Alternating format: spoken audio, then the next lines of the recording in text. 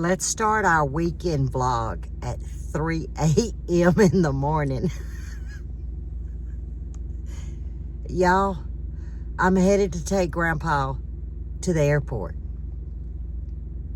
I knew I was taking him to the airport, but he never shared 3 a.m. I said, why did you book your flight so early? I wanted to beat the crowd. What crowd? You beating the workers there. I swear, y'all. I had to get up at 2 a.m. You know, because I need lots of coffee just to get going. Here's my third cup. It's going to travel with me. He's about to pull in any second. And we're going to tootle down the road at 3 a.m. Something tells me if I asked him what time his flight is, he might tell me 6 a.m. But remember, he wanted to beat the crowd. Oh, what a way to start a weekend, but we're going to make the best of it. Somehow, some way, because it's a busy weekend. We're getting ready for this Arctic blast coming again. And, oopsie. It's 59 right now at 3:01 a.m. Yeah, I'm sorry. I don't need to be complaining. I mean, I'm an early riser. Not a 2 a.m. early riser. Not a 3 a.m. About 4:30 is my sweet spot. Well, that's 2.5 hours earlier than my normal wake up. So yeah, y'all are seeing me with, I don't even think I combed my hair, but I did brush my teeth and wash my face. So, we're gonna start our weekend vlog at 3 a.m. Saturday morning.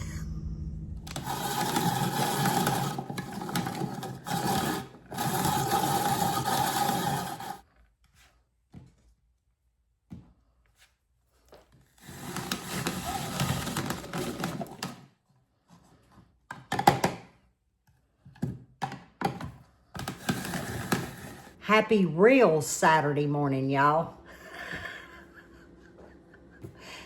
What y'all just saw, that to me wasn't morning. That was still bedtime. But Grandpa got to the airport safe and sound by me. And let me just say, he read his phone 2 different times to find out he had the wrong gate, to find out he had supposedly the wrong time. But I think he read that wrong too. Because about 7:30, 7:45, he landed in Dallas on his way to Arizona. So that's a 30-minute flight from here. Maybe 40 if you count the runway. So I got a funny feeling he wasn't supposed to be there at 3:45. I think he was supposed to be there at 5:45. But I regress. All is well. I came home. There was no sleeping. So I had to keep quiet. I got a lot of comments and some emails answered. Bud got up. I made bacon, egg, and cheese toaster sandwiches. That was our breakfast. And now we begin our weekend vlog. And what a busy weekend vlog it's going to be. So, I'm fixing to share with you what I just prepped. Cabbage, carrots, and minced onion. Time for the dressing. Use any mayonnaise, mayo that you want. We are blue plate eaters. So in here, and I just eyeballed it, guys, it's a cup of blue plate mayo. You can use Hellman's, Duke's, whatever your choice is. 1 cup, okay? To this, I'm going to add, and I brought out my measure, but I'm going to try to glug it if I can get the top off. You really need 3 tablespoons. That's a good ratio, but I always glug, so I'm gonna measure for y'all. You need 3 of them to 1 cup of mayonnaise. Now this can be doubled. You can cut it in half, but this is also our side for tomorrow's dinner as well. Now you can use sweet relish, dill relish. I am out of sweet relish. Y'all remember I put up, what, 12 jelly? Oh, it's gone, because we do a lot of sweet relish. But if I have to buy it, Best Made is the only brand that I buy on sweet relish. Now, you can omit this. I'm going to drain the juice off. But I only want a level tablespoon. And that's if you were using dill or sweet. I prefer the sweet. Sugar. I'm guessing you can use any kind of sweetener of your choice. I don't think I'd use honey, but hey, maybe it works. But I am adding, let's do about 2.5 tablespoons. Seems like a lot, but guys, that's a lot of slaw. If you don't like yours is sweet, cut out half, cut out all. We're gonna use some black pepper, and I'm gonna sprinkle about 1/2 tablespoon. Now, where we're gonna get our salt from is from garlic salt. And I'm gonna do about the same amount, about 1/2 tablespoon. I just like that briny because, you know, to cook with this, it can be too salty. But if I'm making like this dressing, I love a garlic salt in this. All right, this is not working. I have got to get my whisk out, guys. Because you want it well and combined. Now let's get it poured over our slaw. Make sure you measure out at least 3 cups of cabbage. Whether that be store-bought slaw mix, it's usually about 3 cups to one of those standard bags. And it's gonna seem dry on you. And that's fine. Like I said, it will break down, so you don't want too much dressing. And I found this ratio is perfect.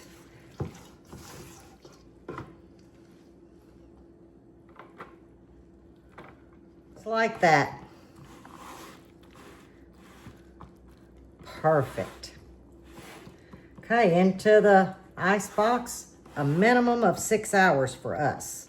Before I clean up the kitchen, let me bring us back to when we rendered the tallow and the lard, because I didn't show you what it looked like once it's set up.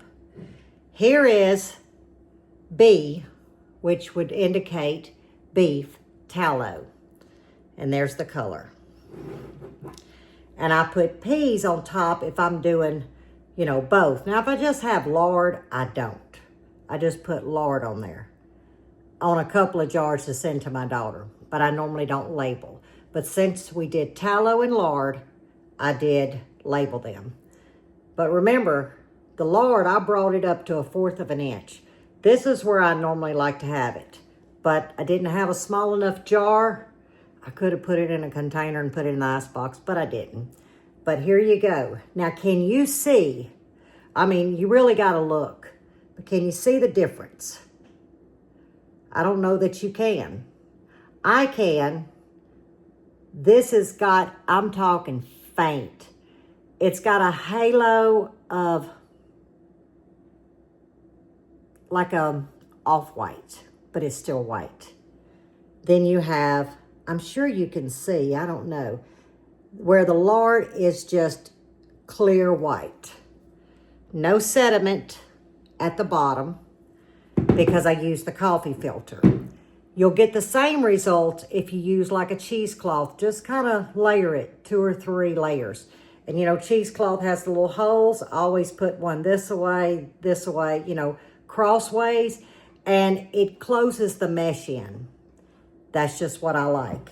But yeah, I can see a difference. Maybe if I, oh, there you go. Look, guys. See that little faint difference? So I could tell, you know, when I grab one, but Buddy or somebody else wouldn't, but they know that I put a B for tallow. And they sealed. That's because the oil was extremely hot. Now the tallow that was only a half a jar, I put it on into the ice box because I'm going to use it. It wouldn't have sealed. And the reason why is there was too much air in the jar. It would have never sealed. It would have been a proper seal. So these stay on the shelf because I had a couple of you ask, and that's because it was extremely hot oil going in. Now, by using the coffee filter, it takes longer. But I didn't go out to the shed. I got lucky that it still maintained a high temp, so it's sealed. You could hear them pop. It's sealed. But I would prefer to use like a cheesecloth, potato sack cloth, you know, things like that over a filter, just because it goes through faster. It's still holding and catching all the little particles, where a coffee filter takes a long time. And if you use paper towels, you could do that, but be prepared. That hot oil, for whatever reason, will break the paper towels, or at least in my experience years ago. So, many of you wanted to see what it looks like. Can you tell which one I'm holding up? And I don't even have to look at the top. I can tell you this is beef and this is pork. And I'm right, because see if I backed up. So, there you have it. Now I got to clean dishes.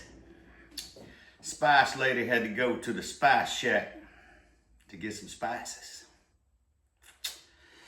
Because apparently we is out right here. Spice lady is back with the spices. Oh, there you go. From the spice shack. Okay, so I guess y'all can see we getting supper prepared. We're gonna be doing a flat cut corned beef brisket. Gonna put it on the smoker, but now Miss Lippy don't like a lot of smoke, so we're gonna be doing some little light bit of apple, and I'll do that for about an hour on the rack, open, fat side up, and then we'll probably either go to either pink butcher paper or wrap it for the rest of the remainder of time till its internal temperature is where it needs to be, or we may go in this pan. We just have to see what kind of juices it's rendering by then, and we'll go from there. But we're gonna put this little, this is the spice packet that comes with that little corned beef brisket. And this, of course, it's got kind of some pickling spice, some peppercorns, just a little bit of everything. I just kind of usually put it right on the top there where it can kind of lay out in there. And then we're going in with some little voodoo. You can't go wrong with the voodoo. And I do have saran wrap underneath this cutting board. Yeah, see, she got me a nice splatter proof so I don't splatter it everywhere.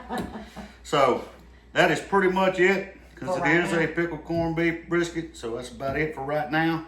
Once it smokes for about an hour, before I wrap it, I'll put some more spices on it, and we'll go from there. And your smoke ring, how do you measure your smoke ring? Well, it depends on, with you, I don't measure too much because I don't get much smoke. That's right, so never mind. But normally, what did you do? Normally I go an hour. It just depends on how many pounds you got. This is 2.5 pounds, so I probably go about an hour of good heavy smoke, and then I wrap it.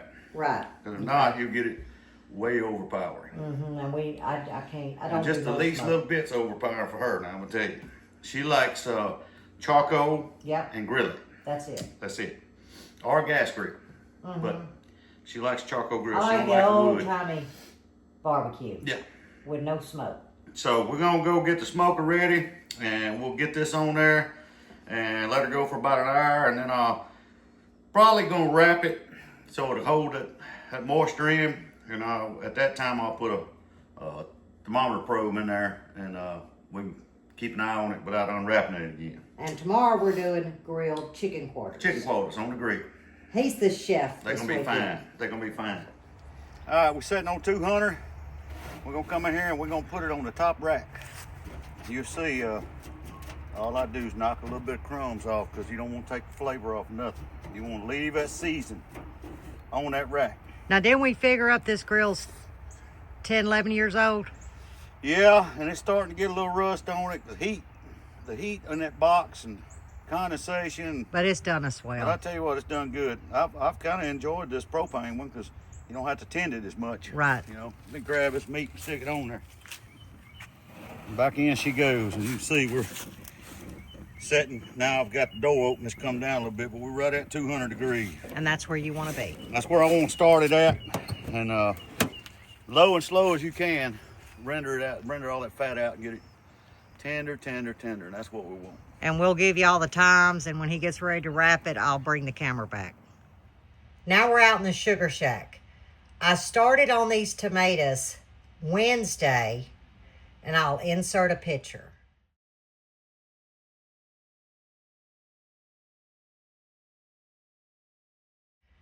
Thursday, while my lard was rendering, I was cooking down all 15 gallons of tomatoes. I finished the salsa yesterday. I'm very pleased with this salsa. Now we're going to work on the pasta sauce. So remember I told y'all Thursday I had a lot going on? Well, my large roaster, y'all seen me use it a couple of times. That's what I was cooking them tomatoes down with. Now I had 90% of the paste tomatoes, 10% of slicers. You saw that in the picture. The slicers yielded a lot of liquid. Now, as my tomatoes cook down, I take a potato masher and I mash. Now, the skins are off and they're cored, okay? I did blanch them and put them in cold water because as they thawed, the skins wasn't coming off easily enough for me. Especially with paste. Paste has a tough skin. So I did take the time to blanch and immerse them in ice water and then put them on into the roaster. As that water would come up, and by the way, you're going to ask what temperature? 250. Over 12 hours, about 12 and a half hours. As the water would come up, I would skim it off. Now, I could have canned it for tomato juice. We don't like that. So I did discard it. But it took, almost 6 hours just getting the water to come up because every 30 minutes I would just mash. Once I got all of that water that does come to the top and then you're left with that goodness of tomato, that's when I started mashing and allowing them to continuously cook, and I cranked it down to 225. This is where you got to be careful because they can scorch if you take too much of the water. I did leave a little just so it would have something to simmer with. Once I got them cooked, I took that emulsion blender and I just blended and blended and blended. This is the result that I ended up with. Now you'll see some water because it's cold. I took this pot out of the ice box about an hour ago. So I can see a little bit of liquid coming up. And if it's too thick for me, I'm going to add some hot water that I have going on the stove.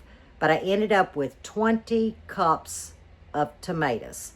And I left some pieces. But I want to show you why I prefer a paste tomato. Now this can be achieved with a slicing tomato, but you're not going to get that thickness. And I'm going to zoom in. You can see the pieces of tomatoes. I didn't just pulverize it to where it was like tomato sauce, okay? And you see the consistency? I did end up with a few seeds, but not many. So I'm going to turn my heat on.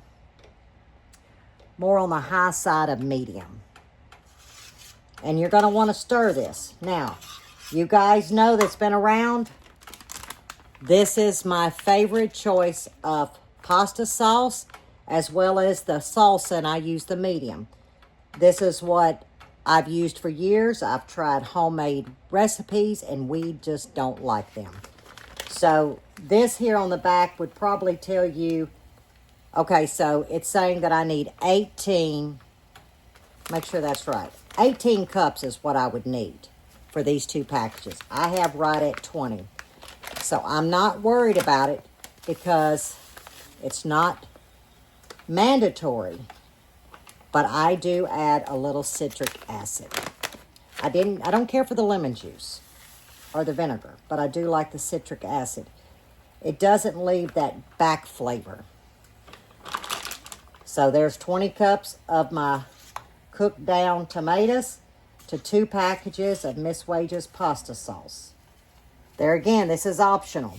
There is a teaspoon, probably, let's go, a heaping teaspoon of red pepper flakes. Now, that's not going to blister you. It's just going to give a little bit of warmth, not much, to our pasta sauce.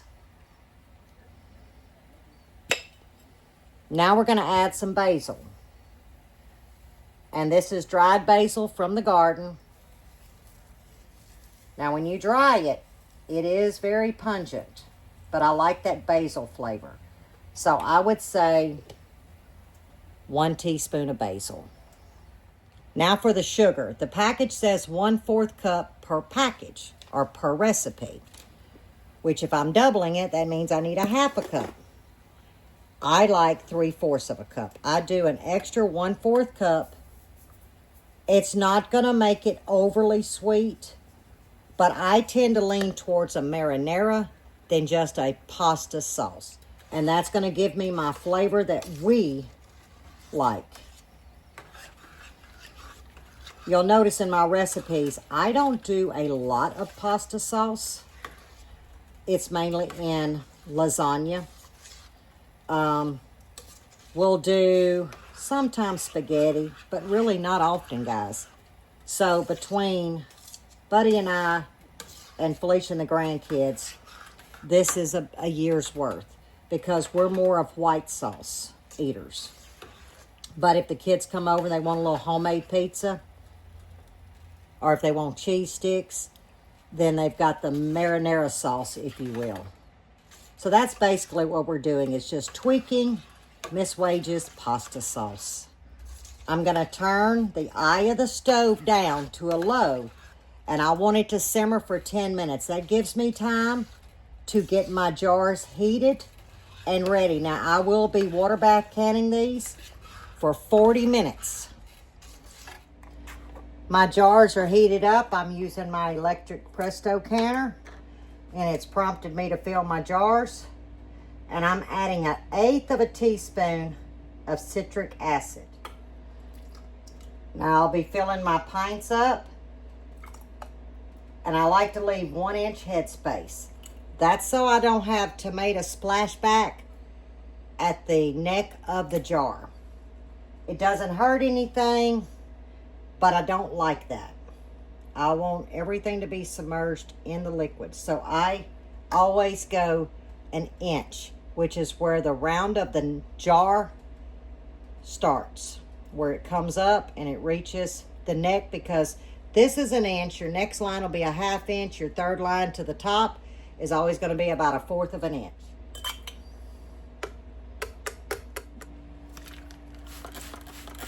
Y'all have seen me do this 100 times, but I am going to wet a clean rag with 5% distilled vinegar. And I am going to clean each jar very well. Even though it looks clean, because I use the funnel, don't go by your eyesight. And I always move my rag around to make sure that I'm not putting maybe sauce I picked up from this one to the next jar. My flats are hot, not boiling, but hot.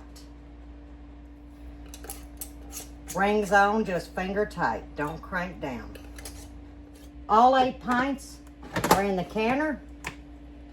There is 1.5 inches of water above the jars. I'm gonna prompt it. I have filled the jars and placed them in there, and it's gonna process for 40 minutes. Now this is water bath canning. All right, we finna try something here. I got the other smoker over here. I got that brisket on, but we're gonna try something I ain't never done before, because it's usually so hot till cold smoking would be a term I couldn't do here without having to be in an air conditioner somewhere. So I got the old ugly drum smoker out. Yeah, let's tell them about that real quick. A friend of mine built me this, and you can see it's cold. It's about 50 degrees right now and dropping temperature out here, but it drafts through these 2 vents right here, comes in the bottom. So you can kind of show down in the bottom, you'll see there's a ring, and it pulls air into those 2. And you'll see there's no fire or anything in it right now. I got the fire basket sitting out. I had to look myself. No. You're talking about those two Yeah, things. these two vents come in. Okay. And it drafts through the bottom. And then when you put the top on, of course, you can set your vent here for how much you want going out, okay? Cooks very, very well. Is that a rack right there? Yeah, this is the rack that goes in it. I've got another one, I ain't got finished yet, that goes in it. I had them build the other day. But what we're gonna do is, I got this tube. We're not gonna build a fire in it. We're gonna cold smoke. We're gonna actually cold smoke, try to cold smoke some cheese. And what I got in here is a pellets from like a pellet smoker. And these are a mix, apple and oak. They're called an apple blend. And he's not worried about me eating it because I don't eat it. I got this smoke tube that I'd used on my other little grill when I don't want to get the smoker out. I can put it in the bottom of that grill and just put some smoke into it. So we're gonna set this in the bottom. Okay, let's see. We're just gonna stand it up down in here in the bottom, just like so. Okay. And then I'm gonna take the torch and light it, and then we'll put the rack on, and then we're gonna put this cheese. I got 3 different blocks of cheese. I got pepper jack, I got Monterey Jack, and I got Munster. And we're gonna cold smoke them with apple and see how this comes out. And Buddy will enjoy that. You'll get to enjoy this time just like I do, seeing if it's gonna pass or fail. Well, what's that? that's 1 hour on the smoker. Let's see what it looks like, see if we can. All right, let me come around there. Come around this side. All right, we're gonna let her go probably another 30, 45 minutes, get a little bit more, what I call smoke. There ain't much smoke going, I can tell you. You see there ain't no smoke coming out of it. But we're gonna let it get a little bit more on it, and then we'll come back and wrap it. So we got a little old torch here, y'all seen in the previous, we've done a review on, and works great. He loves that thing. We're gonna start the top of them here.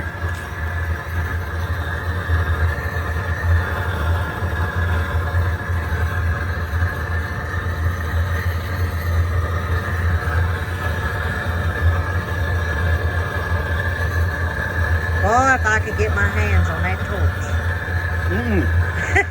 No, everything be burnt down around here.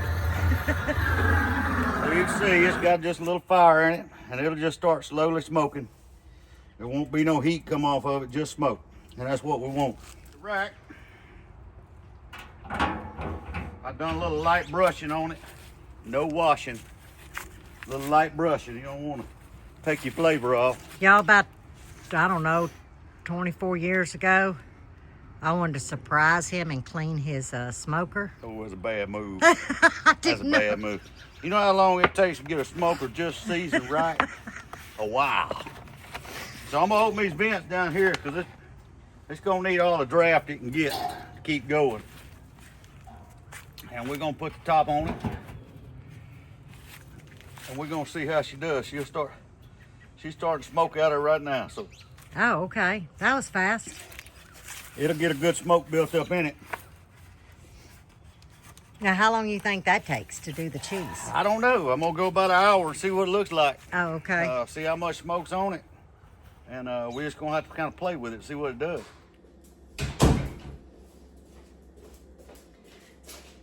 Y'all, I had to go harvest the cabbage and the cauliflower because of what's coming tomorrow. Well, starting tomorrow. And let me tell you, it was a chore trying to crawl underneath all that plastic. But I went ahead and I have 3 cauliflowers. The other one is still too small. So I harvested the 2 that I told y'all last week would be ready. And I want you to look at these. Now you're gonna see a hint of purple. That's because these are purple cauliflower. But you can eat them just like this. But I wasn't gonna take a chance with wind chills of 11 and 14 taking my cauliflower out. Because I mean, they're big as my head. So we've actually harvested 4 cauliflower and the 5th one is trailing up the backside. And let's see, 3, 4. So we've got 7 total cabbage. This is the last 3. Let me try to get them out. Now I did pull the big outer leaves off, nice size. And these are kind of on the small side. Not too small, but this is a large cabbage head. So I've got 3 cabbage head, and while I was out there, I picked a few carrots just so I can wash them up and have them with our supper. Look at these. Look, they're huge. I plucked a few small ones, not on purpose, by accident. But I mean, they're nice size, but that's a big boy. So I'm just holding off for grandson Mighty Mo to get here so he can harvest his carrots and we can can them. He loves to do that. So I'm gonna get these washed up and these will go with our supper. And I made a mess. So I'm gonna get all this done. I'm really just gonna dust the cabbage off. I'm not gonna do anything to the cauliflower right now. I'm gonna take all of this and set it into the ice box out in the sugar shack. And that's where they'll stay. And this week we'll probably eat some cauliflower, and then next week, because these will keep, guys, especially cabbage, 2-3 months in an ice box refrigerator. So I'm just gonna lightly dust them. I'm not gonna put any water on these cabbage. Well, let's check the cheese here. We've been 30 minutes right now. Oh, Lord, see, Lippy won't be eating none of that. Well, it ain't overly right now. And that's cold smoke. Yeah. And you can see that side, see? Mm-hmm. Got a light smoke on it. Well, yeah, if the camera picks Rotate up that on one. it. Oh, I see, they got char marks. Okay. Uh-huh. It's smoky. All right, we've been, yeah. Jeez, buddy. Can you see me? No, hang on, I gotta get away from the fire. Okay. Okay. Now Ooh, the fire's Lord. stirred up. All right, we've been an hour and 30 minutes. And so now we are going to pull it and get it wrapped in some butcher paper. Hey, if y'all wonder what's wrong with Buddy, he's catching a cold. Yeah, I'm starting to catch a little cold. Nose been running. Oh, but I was told by 2 people, and it made all the sense in the world. They said, could your allergies come from the pine trees? And That's I a good thought to possibility. myself, you know, I've never lived around pine trees except those few months in Kentucky, and then we're in what they call piney woods here. And we have 14 pine trees. So, you know, it's something I need to think about. That's about when the allergies actually started. So it could be the pine trees. I use these little cotton gloves under these to either hot or cold, it don't matter. Put them on under it. Then you can reach and grab it and you ain't got to worry about it. Oh, is that why you layer them like that? Yeah, so let me grab this off here. Looking good, Yeah, it does. looking good, looking good. Let's get this wrapped up like a baby. And what kind of paper are you using? This is pink butcher paper. Because some may That will ask. hold the moisture in, keeps the smoke off of it. He's used that paper for I a left long the- time. Fat cap up. And what I'll do is I'll fold this to the top side. And then I'm gonna wrap it in foil. Just wrap it in foil, keep that paper on there. Right in the middle.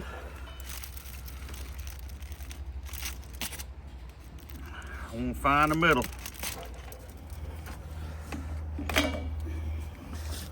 So back in we'll go. She's running, well, I done opened it now, let it sit, but I got it running about 250. We're sitting at 138 right now, internal temperature, and we're wanting to get 190 to 200. That's your sweet So, spot. sweet spot be right there, sure be good and tender. So we're gonna go let this thing cook for a little while. Be back in 30 and check the cheese. It's time to make our side for our corned beef brisket. And remember, we made a slaw this morning. I've got my carrots in the ice box. I'm only gonna use half of them, but I'm gonna use the other half tomorrow, and I think I'm gonna make a carrot salad, carrot and raisin salad. I love it. Buddy doesn't care for it, but that'll give me a sweet treat Monday and Tuesday. But in here, I just have a handful of very small Yukon Golds, maybe 12 of them, that's it. And what you see is a rice cooker here. The grandkids call these pop potatoes because as they cook, they'll actually swell up and kind of pop and they get a little braise mark on them. So I'm gonna actually turn the rice cooker on. The lid's not on it yet. I'm gonna add a little bit of olive oil,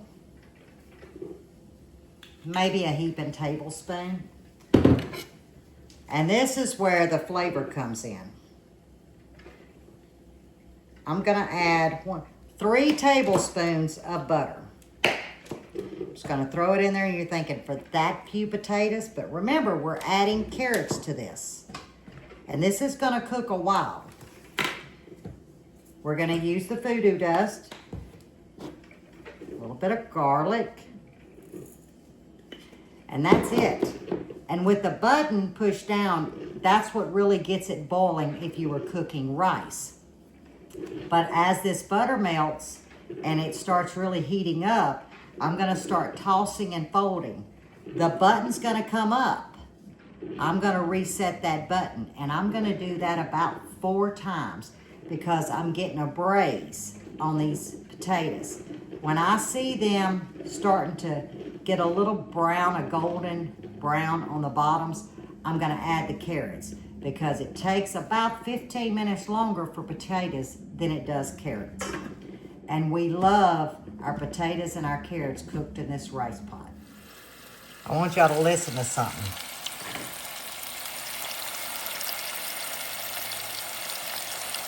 You hear that sizzle? And that's what I'm looking for. This is the 3rd time that I've set it on the cook setting. Lid on, and we're gonna let them cook. This is gonna pop up to the warm setting in about 5 minutes. I'm gonna engage it back to the cook setting and let it go. By that time, it'll start steaming and cooking these carrots tender. Look what come out of the smoker, guys, the corned beef brisket. He brought it to $1.99. Oh, that's pretty. Look at that. Do mine a little thinner. Little thinner. Your son-in-law got you Gladiator 2 series. years ago, 3 years ago.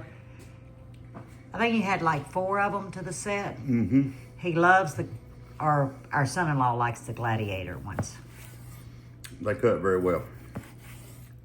We got plenty left Monday and Tuesday. That's what we're trying to do is cook as much as we can today and tomorrow so we can just heat up. But before we fix our plates. Yeah, she's smelling the smoke. So we smoked the cheese now. The Munster cheese Let me show them. seemed to take on the smoke. I'm gonna zoom in. And of course it's got a temperature melting spot on it. So even just the amount of heat coming off that tube of pellets, it had already started to try and go through the grate, as you see on this side. I mean, it had already getting smoky going through the grate. So we're gonna slice a little piece off the end of it and see what it done. And which one's the pepper jack? Pepper jack's on this side. I told him I would be a guinea pig.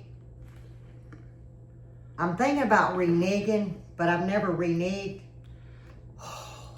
I don't think I can do it. I mean, you can very faintly see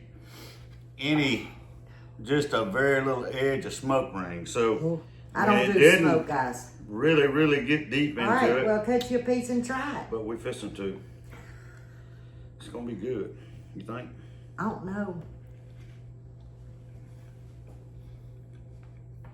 Honest opinion. Honest opinion, no. You don't like it? Should have been just apple, not the apple and oak. Oh, well then I The don't. oak is very pungent. All right, cut me a pepper jack. Like I say, now I don't know about See, the other one normally here, he always does apple. What made you pull out the oat? Just. It's a mixture. It's apple blend. Oh, it's some that you had out there? Mm-hmm. Oh, no, I said a little piece. Oh, no, I said a little piece. That is a little piece. No, like a rat-sized piece. Okay, that is a little piece. There's a rat-sized piece. God, dog. Here goes. I promised you. Oh, no. Oh, no. Oh, no. So, this right here, to keep from it running, I will shave all the outsides off because the smoke ain't gonna go so far. So, Oh.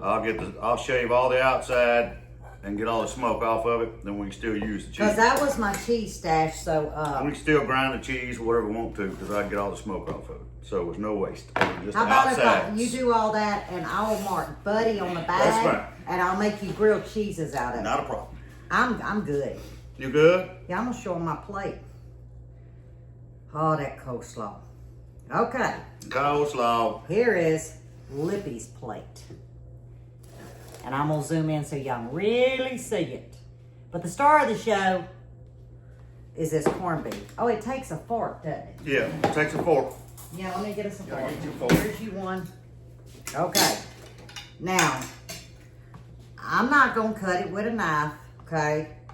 So y'all don't come at me. I'm going to pull off a piece. Oh, it pulls good. And that's my husband's corned beef. Got a good pull to it. Mm-hmm. But not a jerk, okay? Oh, you done good. No, not much smoke. Not No. much smoke. Uh-uh. I knew not to mess that up. No. That is good. That is really, really good. Now, I know what my coleslaw is going to taste like, but I'm going to taste it anyway. Good and moist. If I can get that piece of cabbage up.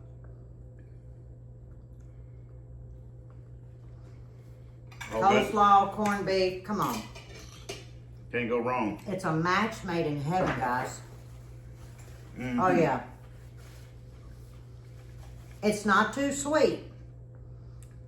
So I told them about the pop potatoes. Yep. They're creamy inside, guys. So, we're going to take our supper. Good supper. It is 4:15. So, it's where we wanted to be on the time. I'm going to feed him and start doctoring him up. And we'll see y'all tomorrow on Sunday because things are drastically changing between right now and 7 o'clock in the morning. Mm-hmm. Happy Sunday morning, y'all. After we ate, we wasn't worth of nothing. I'm just saying. We ate till our bellies was full. So that was a very blessed supper. Corned beef brisket is probably one of my favorites. And Buddy, he cooks it exactly the way I like it. And he enjoys it too. But you're wondering, why are you standing in the pantry? That's because I'm taking advantage this morning, getting some not so fun chores done, but I'm getting them done. What you hear is the washing machine, because the next 2 days that's about to approach is going to be cold, nasty, yucky, and I don't do my floors during those type of days. I will sweep. So this morning I vacuumed very well, which is something I do daily.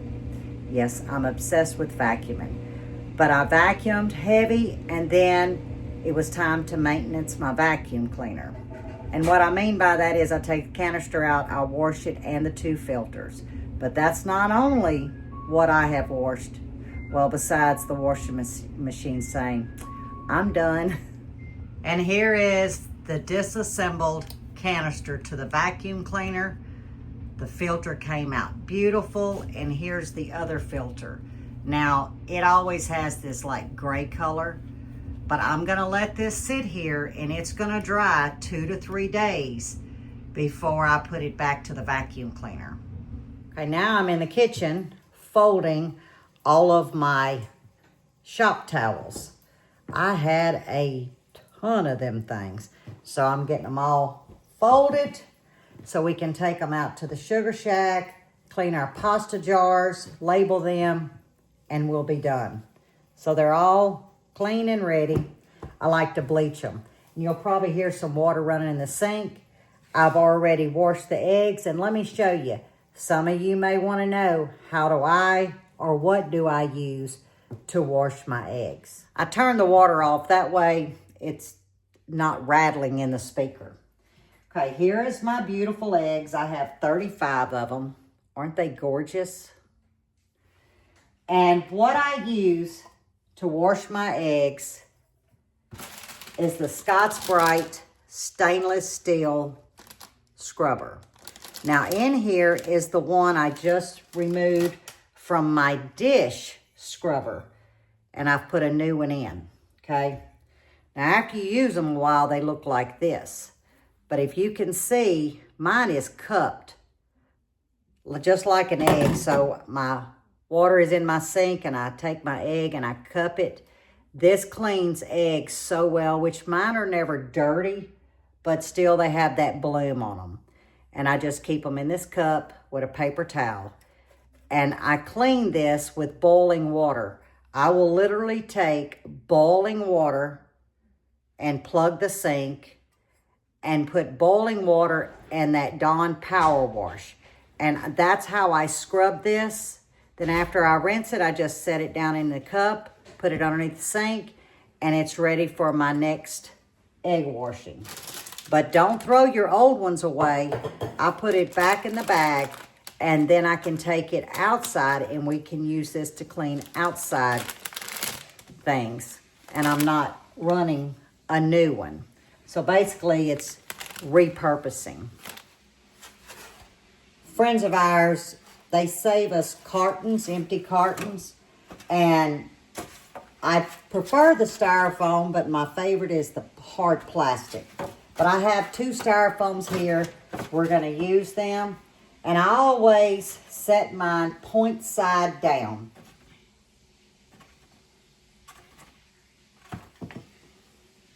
Now this towel will go into the washing machine. And this is what I do, guys. Now, if it was the plastic containers, I have labels. So this is marked last July. So I'm just going to scratch this out. And I'm going to put today's date. 1/19/25. 1/19/25. So we have 36 eggs. The sugar shack is nice and clean. And now we're about to close it up. We have the little heaters set for 67 degrees. So if it gets below that, the heaters will kick on. That's so our pipes and all stay warm. But the sugar shack is closed for the next couple of days. Okay, I'm over at the sink washing my pasta jars.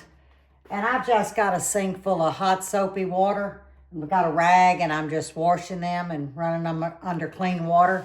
So that's what I'm working on, and I'm inspecting all the flats. But I did have a failure. Now, one would think this isn't a failure, okay? To Lippy, it is, and let me show you why.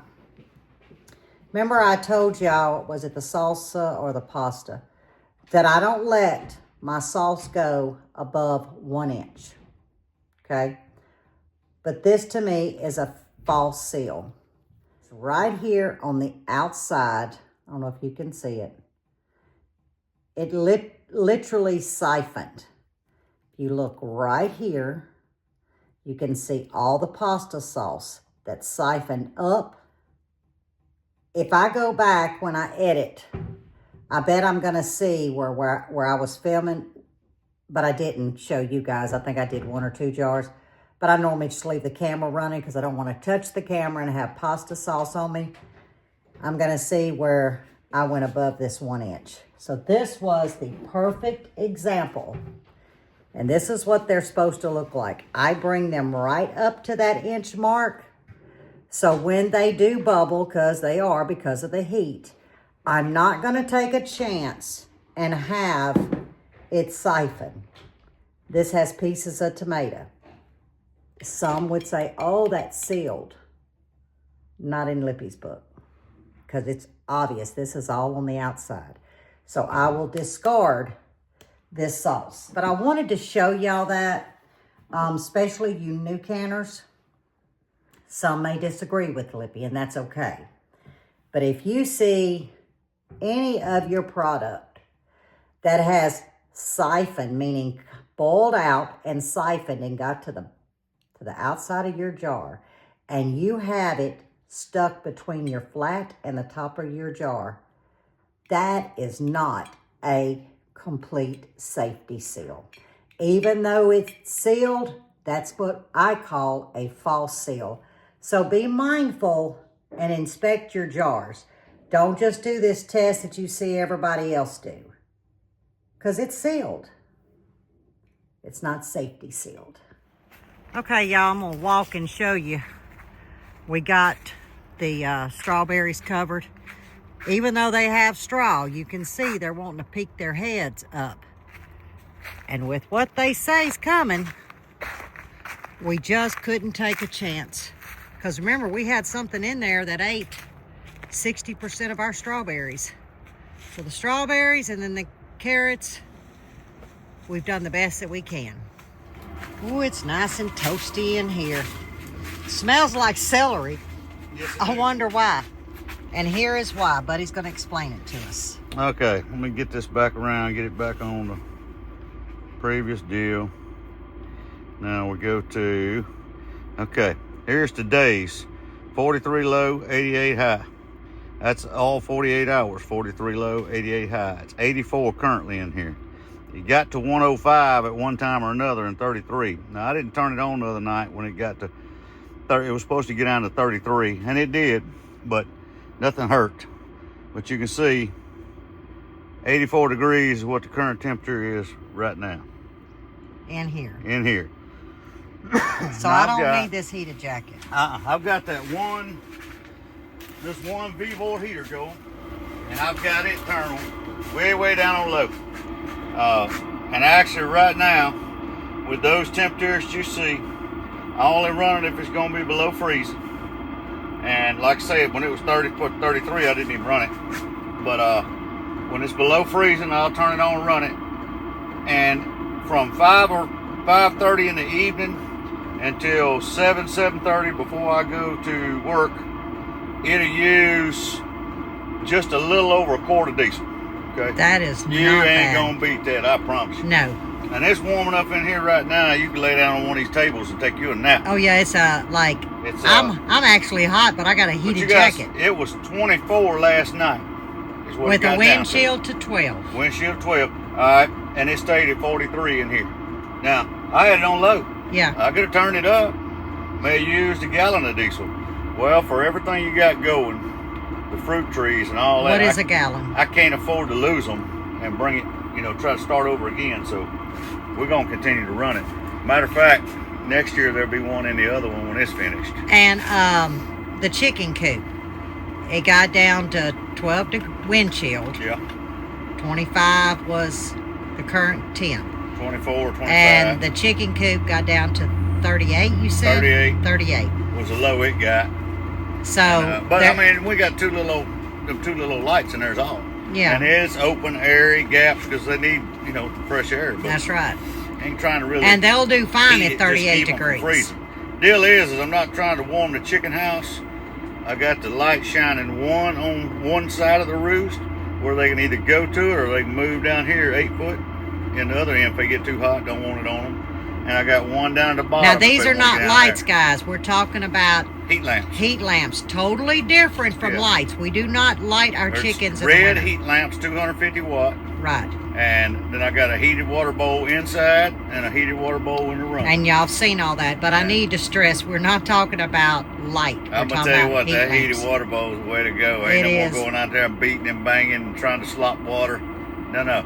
Go change it when it gets dirty. But it will be thawed out. It's ready for them. I'm telling you, It's the best thing you can invest Difference in. between night and day. It really is. What do they run? I don't even know nowadays. Well, at Tractor Supply here locally, $30. Guys, It's worth every bit of that. it's worth it. And I want to say it holds a gallon. It's 6 liters. No. It's bigger. 6 quarts, I think it is. Okay, it holds 6 quarts of water. I know it's quite a bit. Yeah. We haven't had to top ours off in 3 days, No, 4 days. I mean, it'd take them 3 or 4 days to even get it down to half. Yeah. They usually get it dirty before it's empty, I Yeah, promise. and I don't like to keep it dirty. And they've Yeah. got 2 of them. So, guys, really consider these heated waterers. It will save you. It's the way to go. And it also keep them from stressing when they're trying to get to water and all they do is peck. Yeah, they beat on that ice and Right. holler. Beat on that ice So, and holler. you know, there's no sense in stressing your girls, your birds, or yourself. And what they do is get right in your way. They having a ball. Right. There's the water bowl. It just says heated Heated pet boat. Heated pet bowl. It's 60 watts. 60 watts. Don't have to worry about no And he has the fires. cable running up in the air, guys. Yeah, it's got a metal spring around it to keep them pecking and chewing on it. And then I got it run up here and I zip tied everything across where they won't get in it. They blessed us with 6 eggs this morning. I come in, unloaded my eggs. Oops. And I said, buddy, how hot is this jacket? He said, huh? I said, temp gun me. So I want him to hit about right here where all the heat is. It's there. What am I? How hot? Can you see it in there? No, I can't see nothing. Oh, I can see it in, yeah, for them to see, yeah. There it is. What am I? Down both of them. Let's see. Right there. How hot am I? Max is hitting. Let me get it focused on there. Pull it here. Put It's your like glasses. 98 degrees. Oh, is wait, what it's hitting. you But gotta that's on raise the that outs- up some. That's on the to outside, see. you know? Oh, from the outside? Yeah, I mean, you're shooting outside of the jacket, so Oh, I I'm can telling you, see it's all of warm. it going through it, though. Oh, you can, You can see the grates. Turn around backwards. oh.